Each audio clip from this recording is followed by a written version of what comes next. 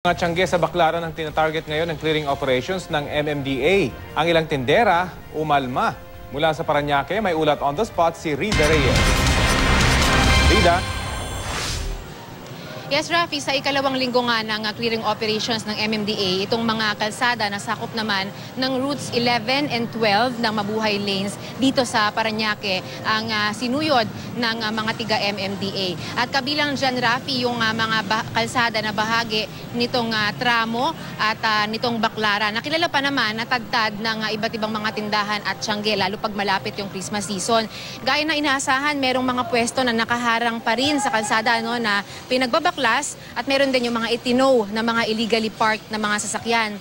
Kung yung iba wala nang nagawa, meron pa rin, Rafi, na talagang nanlaban at meron din na nakipag-agawan pa ng mga pag-aaring kariton at ng mga paninda.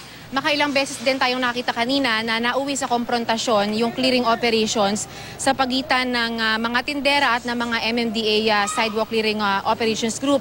Dahil lahat, ang sabi ng mga tindera, lahat na raw pinagkukuha di umano ng mga MMDA. Pero paliwanag ng MMDA, yung mga nakaharang lang naman sa kalsada at mga sidewalk ang kanilang kinukuha at ito ay diretso na doon sa impounding area ng MMDA.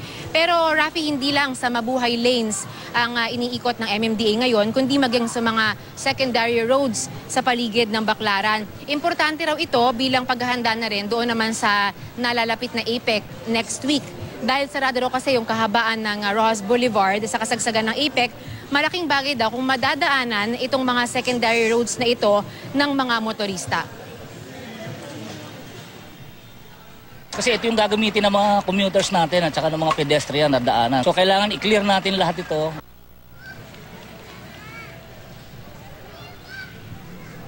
Rafi, sa ngayon ay nagpapatuloy pa rin itong clearing operations ng MMDA at isa sa mga bagong ginawa ng MMDA ngayon, yung mga kalsada kaninang umaga na kanilang pinuntahan na gaya dito sa likod ko sa tramo, binalikan nila pagkatapos lamang ng 1 oras. At nagulat sila na nakita nila na parang walang nangyari, nagbalikan pa rin yung mga iba't ibang pwesto. At dahil dyan, mas marami pa kesa dun sa kaninang umaga yung kanilang mga nakulimbat at mga nakuha nila at na ito nasasakyan at ng mga nakuhang mga gamit. Rafi. Maraming salamat, Rida Reyes.